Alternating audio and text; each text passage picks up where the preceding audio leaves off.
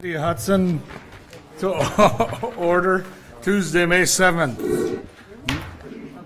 Okay, and we have a call to order. We did that. Discussion, possible action on April 23rd meeting minutes. Move to approve. And I will second.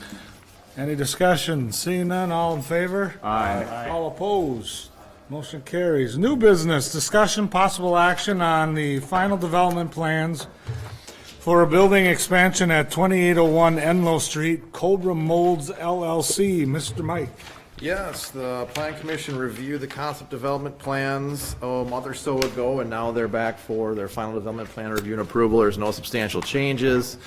They've addressed all of the engineering comments and requests that we had. I know the applicant is here. I don't know if they want to say a few words about the business, what they do. I think you did last time, Rob? Yeah, I did. Okay, so again, it's about a 40,000 square foot addition on their existing building. Staff recommends approval with conditions. I understand they own the lots next door and all that, and it's a very welcome addition to our industrial park to see that you're expanding, and we thank you for choosing Hudson, and I move to approve with the conditions. I'll second. Any further discussion? Seeing none, all in favor? Aye. All opposed? Motion carries. Thank you. Number B, discussion, possible action on a downtown sign review of a sign package for the Holiday Gas Station at 210 Second Street, Indigo Sign Works. So all of the Freedoms are being converted to Holiday gas stations. So with that, comes new signage and everything else. They'll use, or they're proposing to use, the existing freestanding sign that the Freedom currently utilizes. You'll see their sign package is pretty close to what's currently there, except the canopy's a little different in that it doesn't have the bordering on it like the BP station currently does. You'll also find that yesterday we received a request to do an LED tube lighting on the building, canopy, and freestanding sign. It's my recommendation that be not approved pursuant to 255-17.1 through 10, the downtown design standards. I agree with that because I've seen their station up in Forest Lake, and the thing sticks out at night like a beacon. I mean, the light is just penetrating. Yeah, I'm very concerned that it'd be visible from the Riverway as well. Wow, and that It would. folks on the 3rd Street Hill. Correct. So are you talking about the blue up there? Correct, The and perimeter the light, building yeah. or the freestanding sign, any of those. So recommend approval of the overall sign package, recommend denial of that LED tube lighting. Are they here? Proposal. No? Nope. Is going to be 2 Holiday Station stores downtown then? As far as for right now, yes, that's what we understand. Is the second store gonna mimic this then, and we just haven't seen it We'll yet? have to go through the same process as long as they keep selling bait. Okay. What? I think it was a bad joke. So just for clarity, so this is just a downtown location or? This is just the downtown location, correct? We can approve the other signage at a staff level elsewhere in the community, but this is just downtown. What's your pleasure? I'll move to approve with the denial of the upper perimeter, whatever you call that. Per section 255-17.1 through 10. Yes. Any further discussion? Seeing none, all in favor? Aye. All opposed? Motion carries. D, discussion, possible action on recommending the Common Council set a public hearing date for a zoning map amendment from AR. You missed one. Item Whoa, hold on, geez, I'm marking them. C, let's back up a little. Discussion, You, Mr. possible Chair. action. Yep. Are you asking for a point of personal privilege? Discussion, possible action on downtown design review of sign package for Valley Cartage at 721 First Street, Sign Art Company, Inc. Obviously, the news that Valley Cartage is relocating their office facility at the 721 First Street location that's currently under construction. You'll note that they have a projecting sign, a bladed sign, that's illuminated but not visible from the river. And then also a approximately 14-foot wide sign and by 3.5 feet tall wall sign towards the bottom near the kind of the entrance ramp into the facility. So staff recommends approval. Move to approve? I'll second, and I think they're tastefully placed where they're out of visible sight from the river and really low. I like what they've done. Any further discussion? Seeing none, all in favor? Aye. Aye, all opposed, motion carries. Now we'll go to D. Discussion, possible action on recommending the common council set a public hearing date for zoning map amendment from AR, agricultural residential, to PRD 3, planned residential development at St. Croix County tax parcel 02010853000, Hearth Development LLC. Obviously, the commission's fairly used to our process here in that requesting the council set a public hearing date. This obviously is the Atwood annex, the property that was just annexed, the Atwood property. The developer and their representative is here to at least introduce themselves, so there's at least a face to the name.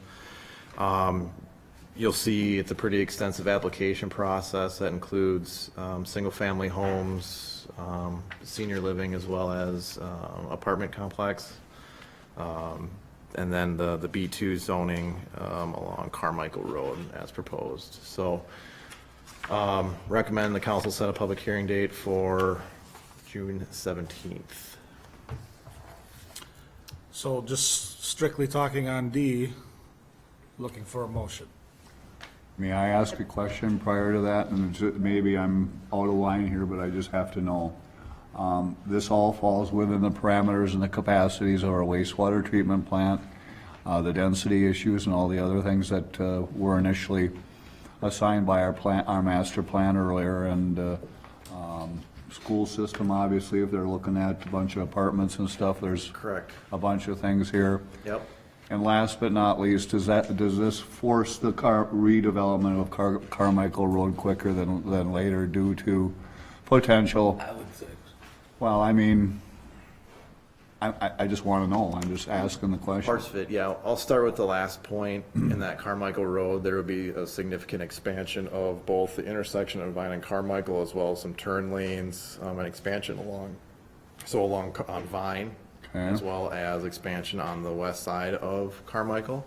Okay, It will not get us to the ultimate build-out scenario, which is it'll be a 4-lane, at some point in the future. But it does get us to a point where our traffic engineer is comfortable with how it would handle the proposed is this density. another proposed signal location here where this thing tees into Carmichael? Correct. There would be another proposed traffic Same on signal Vine? there. Not on Vine. Not on Vine. Correct me if I'm wrong, is the annexation that we did include the full Carmichael Road? Or is it still split in the middle? It's still split. So we have issues there as well. Well, I mean, that's a huge expense and traffic's gonna force it. Yep. So what they're obligated to do, obviously, is what's covered in that capital cost study that was put together as part of the annexation process. So there's a significant, and I think to a tune of, and I don't have it in front of me, but a significant amount of money in off-site improvements for the transportation. I want to say it was somewhere around $1.6 million in transportation improvements off-site. On a side note, I like the fact that no retail in there and it's housing for the elderly. I like that versus the original, there was retail. I think planned for some of that at once upon a time, at least on the Carmichael bordering area, if I recall correctly, in our master plan, and I like the fact that it's not that.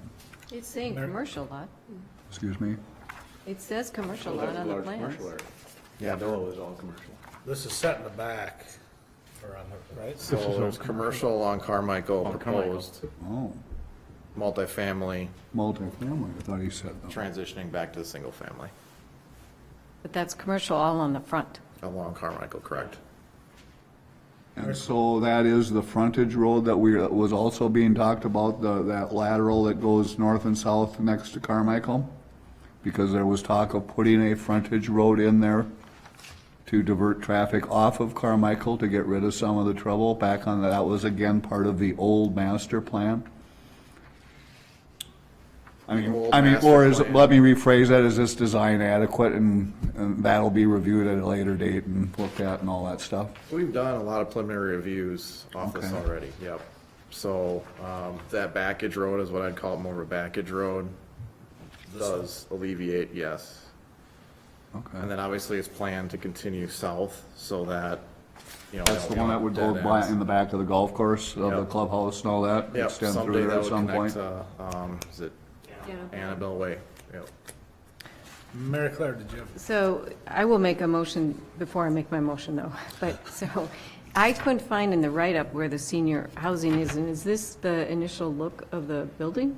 And the applicant can clarify on that, but these are specimens. So we're using that term in that, you know, this is kind of the general look and feel. Obviously, there's going to be a lot of discussion still forthcoming now that they've proposed number of units in those facilities. You know, obviously, before we get too far along, we're going to make them prove that they can park it, that they can meet the setbacks. You know, initially, we just had the 2 pads, right? And we were Right. thinking of 121 units. This is obviously significantly more than that. So we have to make sure that it's buildable, what they're proposing, obviously, and we haven't gone through those reviews. Right, It's still right, so so- early in the conceptual. Right. Well, I'll make a motion to recommend to Common Council to set a public hearing date for June 17th. I'll second. Any further discussion? Seeing none, all in favor? Aye. All opposed? Motion carries. Now going into E, we can discuss a little bit more of that.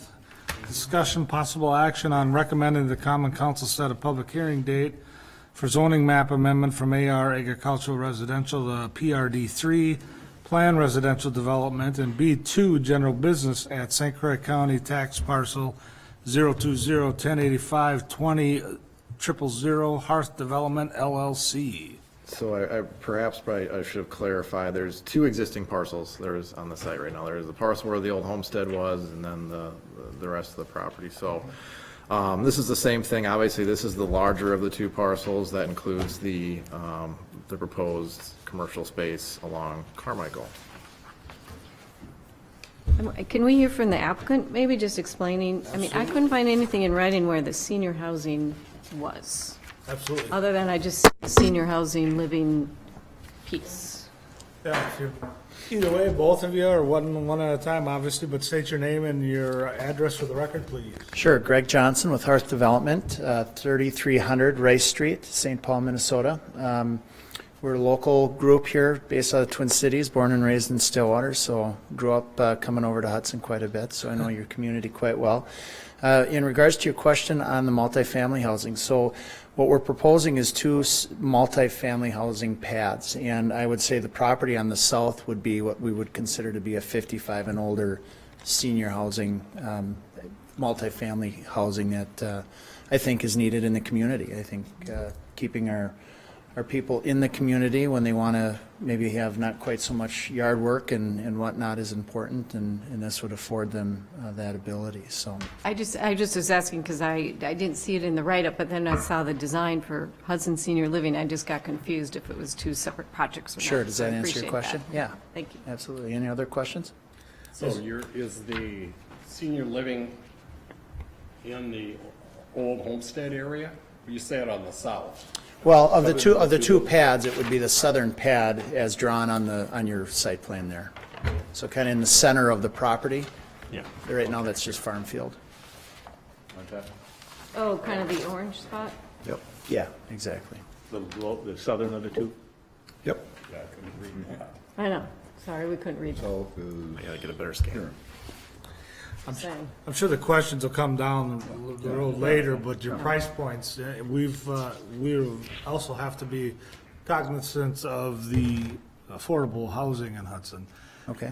And so, is there anything, is this higher end? Is this your, what No, are you I would say this is. demographic? Market Yeah, based? I would say this is probably middle America. I mean, we aren't trying to, be at the high end, and we aren't trying to be at the low end. I think we're really trying to be at something that's affordable and accommodating for the community, so. Is it gonna be geared at, you said elderly and stuff like that, but is that something you can turn down a 35-year-old family and something like that? I mean, Sure. So the way that we have it designed right now, we actually have two different products. The building or the multifamily building on the north of the two projects would be more of your market rate, the 35 and older, and would be a little bit more, you'd probably have different amenities in that building versus the building on the south.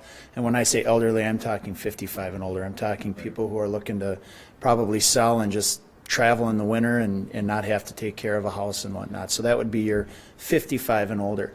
We're not looking at, although we as a developer, we also do senior housing, which is assisted living, memory care and whatnot. That wouldn't be this building. You have that in this community. I don't know that it's needed right now in this community. So this would really kind of fill that void from the house, you know, before you get into that other stuff. Fred, I think you qualify. Excuse me? I think you qualify. Just because you guys all dye your hair, I can't. Hey, at least he still has it. That was the comeback side right now. Mr. Chair, I request a little decorum at this meeting. Yes, Sorry, I I do. don't recognize you. To be honest You with don't but recognize me. I'm old enough. Sorry, I had to throw that out there. Yeah, actually, go ahead. Yes, sir. Nick, state your name and your address, please. Certainly. Nick Vivian, I'm with the Eckberg Lammers Law Firm, and I represent this project and Hearth Development. Just want to describe the application. So when this piece of property came in, when it was annexed in as ag-res from a zoning perspective. So it needs to be a usable zoning classification. Now, oftentimes when I'm up here, we're talking about both rezoning and comp plan amendments because we're trying to make some different use of the property that may not have been envisioned by the drafters of your comprehensive plan back when that was initiated and drafted. That's not the case here. So when your comprehensive plan was drafted, when you look at your future land use plan for this particular parcel, the plan along Carmichael has always been commercial, and you'll note that in your future land use plan. That's why I asked the question. Correct, that's exactly right. And then the rest of the property, the bulk of the property, was planned to be single family or single and two family usage. So that's what you have. So when you look at the application here is only for a rezoning to go from ag-res to consistency with your comprehensive plan, which is commercial along Carmichael. And then the rest of the plan is really for a mixed-use development.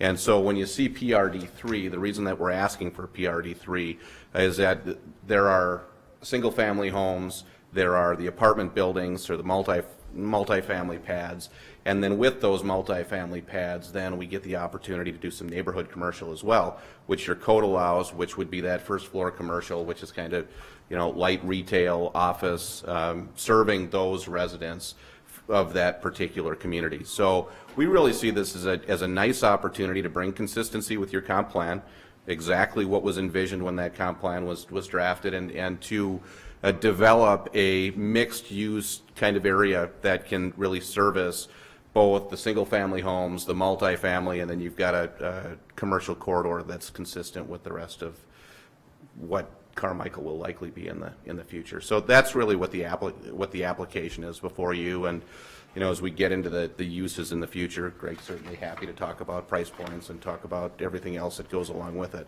But at this point, we wanted to try to put forth an application that's as consistent with your comprehensive plan and that future visioning as possible. Thank you. Of course, Nick, but we're always going to ask those questions everybody wants to know.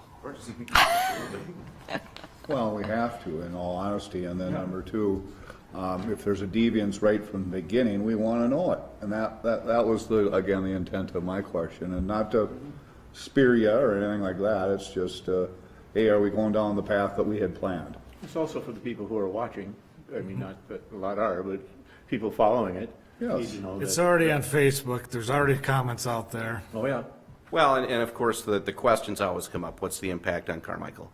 What's the impact on Vine? What's the travelability through there with the bike paths and the trails and whatnot?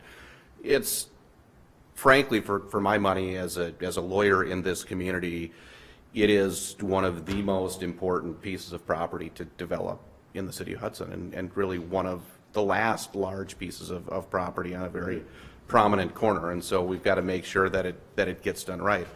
And Mike and his team did a lot of work with the capital cost study, and certainly our folks have studied that, and we've put together a plan that, you know, ensures that those improvements get done to the city's standards, and we'll continue to work with Mike and Mike to make sure that everything is done as it needs to be on that corner. I'd feel confident in assuring you, everybody here wants it done right, too. Absolutely. So thank you. Yes. So you need a motion for the public hearing? Yes. So moved. Any further discussion? Seeing none, all in favor, aye. Aye. All opposed, motion carries. Number 4, unfinished business. No? None?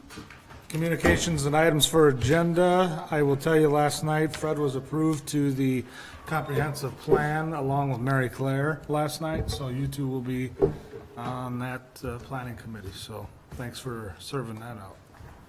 It's gonna be a long, treacherous, but it's in good hands. It's yet to be determined. Well, I did it last time, so yeah, it took a while. Well, I remember that, because I've been here a while, and I've been through 2 of them. Yeah. But I haven't seen that part of the workings of it. Yeah. Well, good luck, So it'll thanks. be interesting. No, Thanks for doing that. It'll be interesting. Any other items for future agendas? Seeing none. Move to adjourn? And I second. All in favor? Aye. Aye. All opposed? We are adjourned. Thank you very much, everybody. I'm going.